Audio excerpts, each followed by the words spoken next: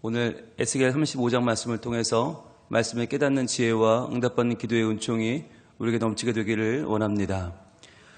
오늘 35장의 말씀은 하나님이 일종의 우리 질문에 대답하고 계십니다. 과연 하나님, 우리의 환난의 때 하나님은 어디 계십니까? 라고 하는 질문이요. 과연 우리가 낙담하고 우리가 실패하고 우리가 가는 길을 찾지 못해서 방황하고 있을 때 하나님은 어디 계십니까? 라고 하는 우리의 질문이요. 살다 보면 질문이 생기는 경우가 많이 있는데 이해할 수 없을 때, 억울할 때, 분할 때, 원통할 때 하나님을 따르는 나는 잘 되지 않는데 하나님을 모르는 저들은 잘 되는 것 같을 때 우리는 질문을 던지게 됩니다. 하나님, 이게 어떻게 된 겁니까? 하나님, 과연 하나님 맞습니까? 라고 한 질문을 던지게 됩니다. 오늘 이 에스겔 35장은 과연 이스라엘 백성들이 이제 나라가 망하고 많은 주변 국가들이 그들을 비웃을 때 봐라, 너희 하나님이 어디 있느냐, 너희가 이 꼴이 된 건 다 너희가 하나님 잘못 믿어 그렇다 라고 하는 그 비난과 비웃음 가운데에서 하나님이 무엇을 과연 행하셨는가, 어떻게 하셨는가라는 답을 통해서 지금 이스라엘 백성들에게 다시 한번 소망을 선포하고 있는 것입니다.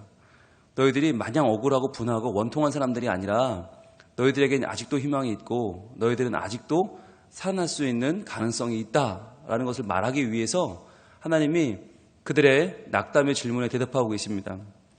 먼저 1절 보겠습니다. 또 여호와의 말씀이 내게 임하여 이르시되, 자, 노란색으로 다 치시고요. 그렇습니다. 여호와의 말씀은 나라가 망한 뒤에도 임하고요. 그들의 마음이 낙담하고 이제는 분하고 원통하고 답을 찾을 수 없을 때에도 임합니다. 여러분, 나라가 망했다는 게 중요한 게 아니라 더 중요한 건 하나님 말씀이 임하지 않을 때가 더 중요한 것입니다. 하나님 말씀이 임하지 않을 때 그때 비로소 환난이 시작되는 거예요. 나라가 망해도 하나님 말씀이 임하면 그 말씀 가운데는 다시 회복되는 소망이 있습니다. 거듭 말씀을 드리지만 하나님은 나라가 망하기 전까지는 심판에 대한 말씀을 주셨어요. 너희 망한다, 망한다, 이렇게 하면 망한다, 이렇게 망한다, 돌아오라는 얘기죠. 그런데 망하고 난 다음부터는 심판에 대한 예언이 아니라 회복에 대한 예언을 말씀하십니다. 다시 살아날 수 있다. 다시 한번 너희가 나에게 돌아오면 너희는 살 수 있다라고 하는 회복을 말씀하세요. 그러니까 정말 중요한 거, 나라가 망했냐, 우리 집이 망했냐, 내 건강을 잃었느냐, 내 관계가, 내 지위가 문제가 생겼냐가 중요한 게 아니라 정말 중요한 건 하나님의 말씀이 계속 내게 주어지고 있는가, 그렇지 않는가. 즉 말씀이 끊어지는 것이 우리에게는 환난이라는 거예요. 그게 정말 무서운 것이고 말씀이 주어지는 한 우리에게 소망이 있다는 거죠. 2절입니다. 인자야, 내 얼굴을 세일산으로 향하고 그에게 예언하여 라고 말씀하시죠. 자, 우리가 배웠습니다. 얼굴을 향한다는 말은 하나님께서 주목하신다는 말이고 하나님께서 노려보신다는 말이죠. 그들을 이제 내가 이스라엘보다 더 중하게 심판하신다는 뜻이에요. 그럼 누구를? 세일산을. 세일산이 무슨 산인데요? 세일산은 에돔 지역인데 이 에돔 지역은 에서, 야곱의 형인 에서가 살던 곳입니다. 그래서 세일이라는 말, 세일이라는 말 자체가 뭐냐면 털이 많다는 말이에요. 털이 많다. 즉 털이 많았던 에서, 그 에서가 살았던 산이 세일산이고 털이 많은 산이고 그 지역이 에돔 지역인데 왜 이 에돔 지역을 심판을 할까요? 이 에돔 지역을 심판하는 것과 이스라엘의 회복과는 무슨 상관이 있습니까? 여러분, 이 에돔이 결국은 이스라엘과 형동생 사이잖아요. 쌍둥이, 그것도 에서와 야곱이니까. 그런데 이 에서와 야곱 사이가 굉장히 갈등 관계고 긴장 관계였죠. 쌍둥이인데도 서로가 장자임을 주장하면서. 그러다 보니까 에돔은 역사적으로 계속 이스라엘과는 가깝지만 먼 나라 역할을 했단 말이에요. 그래서 이스라엘이 잘 될 때마다 에돔은 배아파했고 이스라엘이 잘 못되면 깔깔대면서 거봐라 하면서 좋아했단 말이에요. 그리고 결정적으로 이스라엘이 출애굽하고 광야를 지나 가나안 땅으로 들어올 때 그때 길 좀 내달라고 부탁했던 곳이 에돔이거든요.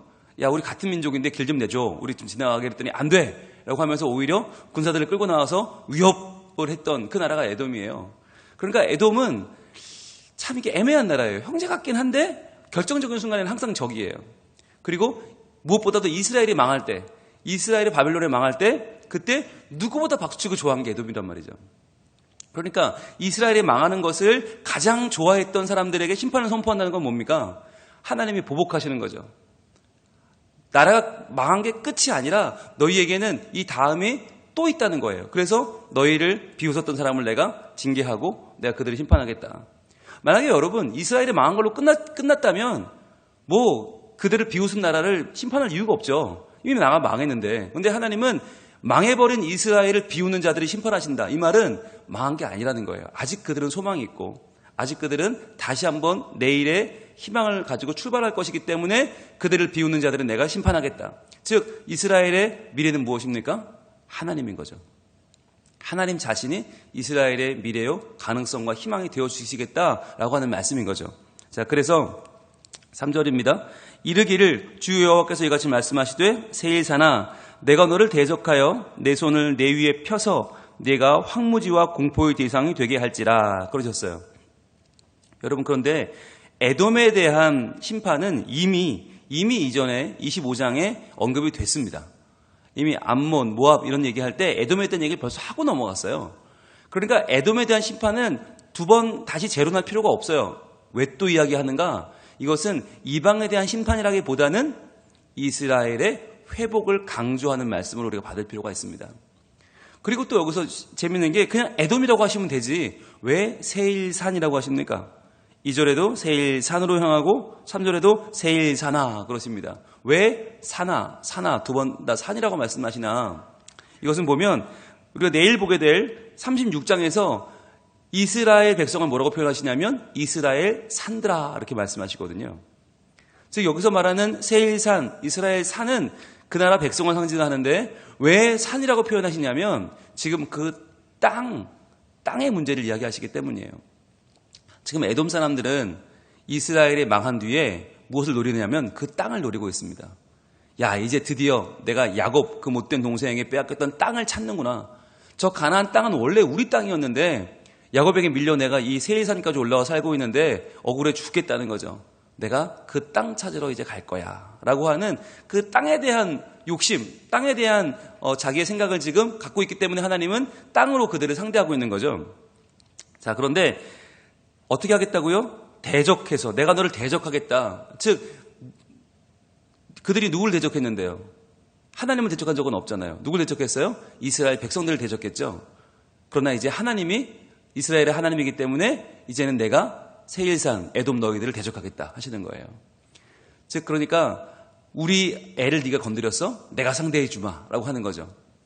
마치 치맛바람을 일으키는 그런 어머니처럼 하나님이 누가 우리 애 건드렸어? 라고 하면서 그렇게 내가 직접 대적하겠다, 상대하겠다 말씀하시는 거예요. 내 손을 내 위에 펴서 라는 말은 손은 능력이죠. 능력이 이제 임하는 겁니다. 내가 황무지와 공포의 대상이 되게 할지라 그랬어요. 여기서 말하는 황무지와 공포의 대상은 다른 말 아닙니까? 전혀 다른 말이죠. 그런데 어원이 같아요. 어원이 같다. 이 말은 뭐냐면 너무너무 황무지여서 무서울 정도다. 너무너무 무서워서 황무지가 되었다. 같은 말이라는 거예요. 똑같은 단어를 두 번 사용하면서 황무지와 공포에 대해서 강조하고 있는 것입니다. 이것은 히브리 문학에서는 최상급이에요. 최상급. 같은 말을 두 번 써서 강조하는 거. 즉 여기서 말하는 황무지는 그냥 보통 황무지가 아니라 너무너무 극한의 황무지. 그래서 공포의 대상, 도저히 정신을 차리고는 볼 수 없을 만큼 황량한 곳을 만들어 버리겠다. 그러니까 더 이상 사람 사는 곳이 아니란 얘기죠. 세일산은 이미 산지입니다. 이미 평지와는 다르게 그곳은 황량합니다. 그런데 그것을 완전히 더 황량하게 완전히 쳐다도 못 볼 만큼 공포의 대상은 황무지로 만들어 버리겠다 말씀하십니다. 그럼 왜 그렇게 하는가? 4절입니다. 내가 내 성읍을 무너뜨리며 내가 황폐하게 하리니 내가 나를 여호와인 줄을 알리라. 지금 그들이 이스라엘 백성들을 괴롭히고 이스라엘이 망한 뒤에 그 땅을 노리는 것은 너희가 이스라엘 백성을 우습게 보는 게 아니라 나를 우습게 보는 것이다. 너희가 나를 누군지 잘 모르는구나. 내가 하나님인데 네가 자꾸 하나님을 잊어버리는구나. 내가 알려줄게 라고 하시면서 내가 내 성읍을 무너뜨리고 황폐하게 만들어버리겠다라고 말씀하는 거죠. 그래서 하나님의 백성을 함부로 생각하고 함부로 다루는 것은 하나님이 견딜 수 없는 크나큰 죄악이다라고 하는 것이고 하나님 반드시 내 백성을 도우시고 내 백성을 책임진다라는 것을 강조하고 있는 거죠. 그러면서 그들이 뭘 잘못했길래 그러면 이런 일을 당하는지 알아야 될 거 아닙니까? 그게 5절입니다. 내가 옛날부터 한을 품고 이스라엘 족속의 환난 때 곧 죄악의 마지막 때에 칼의 위력에 그들을 넘겼도다. 그랬어요. 에돔이 옛날부터 한을 품었대요. 이게 무슨 말이죠? 이스라엘에 대해서 열등감이 있었다는 거예요. 내가 형인데 어디 동생이 말이야. 내가 차지해야 될 걸 다 차지하고 저렇게 떵떵거리면서 사는 것에 대해서 에돔은 계속해서 이스라엘에 대해서 분함을 가지고 있었어요. 원한을 가지고 있었어요.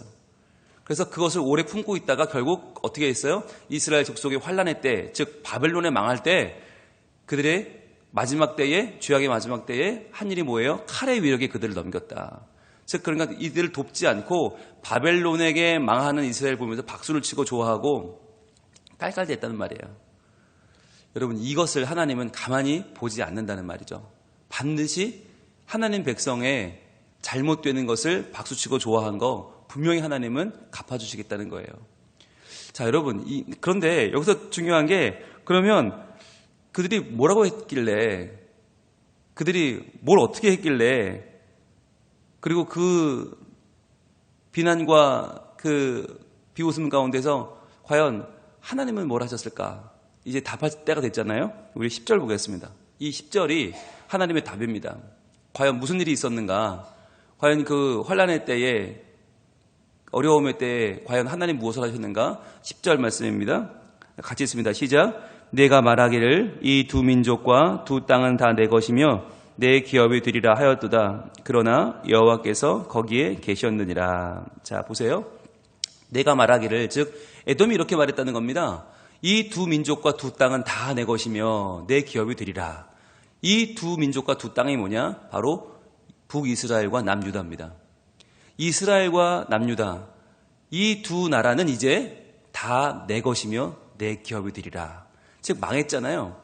바벨론에게 망했는데 바벨론은 너무 큰 나라라서 여기에는 군사를 주둔시키지도 않고 여기는 더 이상 어떠한 자기네 정치적인 행위를 하지 않아요. 그냥 총독만 하나 세워놓고 끝이었어요. 그데레라고 하는 총독을 세우고 끝이었죠. 그러니까 에돔은 말하는 거예요. 야, 이제 망했으니까 너희 유다는 내 거고 이스라엘도 내 거야. 내가 다 너희를 지배할 거고 내가 너희를 실제적으로 다 먹을 거야 라고 말했다는 거죠.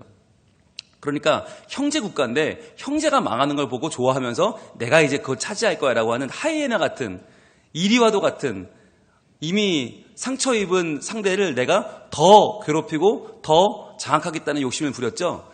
그러나가 중요하죠. 그러나 여러분 노란색 드시고 표시해 보세요. 여호와께서 거기에 계셨느니라. 여러분, 이게 하나님의 답이에요. 우리는 말하죠. 하나님 이렇게 억울한데 나라가 망하고 이웃은 우리를 비웃고 배반하고 저렇게 악나라에 굴 때 하나님 과연 뭐 하셨습니까?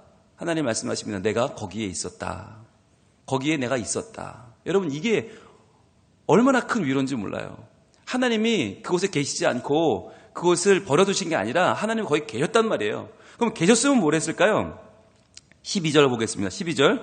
내가 이스라엘 산들을 가리켜 말하기를 저 산들이 황폐하였으므로 우리에게 넘겨주어서 삼키게 되었다 하여 욕하는 모든 말을. 자, 그러니까 이제 이스라엘 나 망했어, 황폐해졌어, 이제는 우리에게 넘겨줘, 우리가 삼킬 거야 라고 하는 욕하는 모든 말들을 어떻게 했다고요? 노란색 드시고 표시합니다. 나 여호와가 들은 줄을 내가 알리로다. 너희가 하는 그 말도 안 되는 비난의 말과 억측의 말과 그 너희의 그 자만의 말들을 분명히 누가 들었다고요? 나 여호와가 들은 줄을 내가 알리로다. 여러분, 하나님은 거기 계셨고요. 거기 계신 걸로 끝나지 않고 그들의 하는 말을 다 들으셨단 말이에요. 하나님이 다 들으셨어요. 그러면서 13절, 너희가 나를 대적하여 입으로 자랑하며 나를 대적하여 여러 가지로 말하는 것을 노란색 드시고 표시합니다. 내가 들었노라. 여러분, 이게 하나님의 답이에요. 우리 이스라엘이 망할 때 하나님이 거기 계셨다는 거죠. 그리고 적들이 아무 말이나 늘어놓을 때 하나님이 그것을 들으셨고 다 아신다. 들으셨다. 여러분, 이게 왜 중요합니까? 여러분, 이게 우리에게는 가장 큰 소망이에요. 하나님이 무엇을 하시기 전이라도 여러분 아셨다는 게 더 중요합니다. 하나님이 그들을 무너뜨리신다, 갚으신다, 멸망시킨다가 중요한 게 아니라 정말 우리에게 소망은 무엇이냐면 하나님이 우리의 아픔을 아시고 그곳에 계신다. 여러분, 이것이 에스겔의 핵심입니다. 에스겔의 핵심, 거기에 계시는 하나님. 우리의 아픔의 순간에, 우리의 눈물의 순간에, 말도 안 되는 억울함의 자리에 함께 계시는 하나님이에요. 그 하나님이 거기 계시고 다 들으시고 다 아시기 때문에 이제 우리의 억울함과 분함을 하나님이 친히 갚아주신다는 거예요. 그래서 여러분, 에스겔의 제일 마지막 장 가보겠습니다. 제일 마지막 장 48장이죠. 48장의 제일 마지막 절. 이 에스겔의 결론입니다. 마지막 때 회복될 새 예루살렘, 그 예루살렘의 마지막 모습을 이렇게 말씀하십니다. 에스겔 48장 35절 제일 마지막 절입니다. 같이 읽습니다. 시작. 그 사방의 합계는 18,000척이라 그날 후로는 그 성읍의 이름을 여호와 삼마라 하리라. 아멘. 노란색으로 들으시고 여호와 삼마를 쳐보세요. 그 성읍이 예루살렘인데 이 예루살렘이 지금 망했잖아요. 실제로는 망했습니다. 그런데 하나님은 에스겔을 통해서 그 예루살렘이 다시 한번 회복된다고 말씀하세요. 새 예루살렘, 하나님의 은혜가 충만한 예루살렘으로 다시 한번 일어나는데 그 성읍의 이름은, 즉 예루살렘은 이제 뭐라고 부를 것이냐면 여호와 삼마라고 하리라. 여호와 삼마가 뭔데요? 하나님이 거기 계시다입니다. 하나님이 거기 계시다. 이것이 새 예루살렘의 이름이고 그것이 새로운 하나님의 은총의 이름이고 그 백성의 이름이라는 거예요. 하나님이 거기 계시는 도성, 하나님이 거기 계시는 백성, 이것이 하나님이 주시는 새로운 이름이라는 거예요. 그래서 여러분, 우리가 살아가면서 내 이름이 낮아지고 내 지위가 이전만 못하고 내 명성을 잃어버리고 내 건강도 잃어버리고 내 많은 문제들이 찾아올 수 있어요. 그런데 그때 기억해야 되는 것이 뭐냐?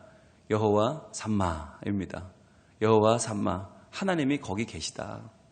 여러분, 하나님이 계시면 아직 망한 거 아니고요. 하나님이 계시면 아직 큰일 난 거 아니고요. 아직 끝난 게 아닙니다. 마치 예수님께서 십자가에 달려 죽으실 때 많은 이들은 끝났다고 했습니다. 봐라, 야, 성전을 사흘 만에 일으킨다는 이가 자기 몸 하나 구원 못해 저렇게 십자가에 죽지 않느냐, 저렇게 끝나는 거 아니냐. 그러나 그 자리에 하나님이 계셨어요. 여호와 삼마의 하나님이 그 자리에 계셔서 3일 만에 예수님을 부활시켜 주시고, 그리고 다시 한번 예수님께서 모든 사망의 권세를 이기고 세상에 더 큰 하나님의 사랑과 은총을 가지고 오셨죠. 여러분, 이것이 보여주는 것이 바로 하나님이 계시면, 하나님이 거기 계시면 아직은 끝난 게 아니고 소망이 있다는 거예요. 여러분, 우리의 이름도 여호와 삼마이기를 바랍니다. 하나님이 거기 계십니다. 그래서 우리가 아무리 어렵고 힘들어도 여러분 다시 한번 소망을 가지시고 오늘 이 시간에 기도하며 나갈 수 있길 원합니다. 하나님, 제가 하나님 없이 버티려고 하는 어리석음을 내려놓게 하시고 거기에 계신 하나님, 여호와 삼마의 하나님을 다시 한번 붙잡고 내 가정도 여호와의 삼마의 가정이 되고 내 일터도 여호와 삼마의 일터가 되고 우리 교회도 여호와의 삼마, 여호와 삼마의 교회가 되어서 인간적인 소망과 희망이 아니라 하나님이 거기 계시는, 하나님이 도우시는 자리, 하나님이 도우시는 능력의 백성들이 되어서 다시 한번 소망을 품고 하나님을 기쁘시게 하는 하나님의 나라로 우리를 든든케 하여 주시옵소서. 기도할 때에 하나님께서 분명히 이 시간 응답하시고 우리 가운데 계실 줄로 믿습니다. 기도하겠습니다. 하나님 감사합니다. 주님, 이스라엘 백성들이 망할 때 에돔 사람들이 그들을 비웃고 이제 너희는 우리 차지가 될 거야, 이제 우리가 너희를 지배할 거야, 이제 하나님은 없어 라고 매몰찬 말을 할 때에 하나님은 거기 계셨고 하나님은 그것을 들으셨고 하나님은 그들에게도 하나님의 위엄을 세우시고 심판하시며 하나님의 놀라운 은총을, 그리고 놀라운 사랑을 자기 백성 이스라엘에게 베풀어 주신다고 오늘 말씀하고 있습니다. 하나님, 이 말씀 가운데에서 저희들이 새로운 소망을 찾기를 원합니다. 하나님, 우리는 아무도 내 편이 없는 것 같고 억울하고 분하고 눈물 나지만 그러나 그 자리에도 하나님은 계셔서 하나님이 들으시고 하나님이 갚아주시는 줄로 믿습니다. 여호와 삼마, 하나님이 거기에 계신다. 하나님이 거기 계신다. 내 삶 가운데 계신다. 우리 가정에 계신다. 우리 일터에 계신다. 우리 교회에 계신다. 여러분 이것을 믿고 저희들이 우리와 함께 하시는 하나님을 의지하고 이 어려움과 이 환난의 때를 이겨내는 복된 주의 백성이 되게 하여 주시옵소서.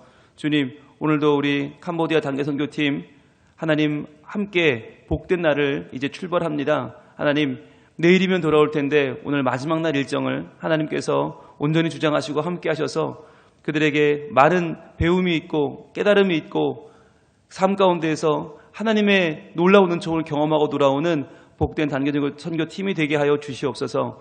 하나님이 오늘도 좋은 날씨 속에서 하나님이 준비해 주신 모든 은혜와 은총을 마음껏 누리게 하시고 그들이 보고 배우고 전하고 만나고 온 모든 것들이 이후의 삶 가운데에서 하나님과 함께 놀라운 일을 하는 원동력이 되게 하시고 하나님의 교회를 부흥케 하고 하나님의 때를 알고 믿고 기다리며 살아가는 믿음의 귀한 아름다운 성을 세우는 그들이 되게 하여 주시옵소서. 오늘도 하나님께서 우리와 함께 하심을 믿고 의지하오며 예수님 이름으로 기도합니다.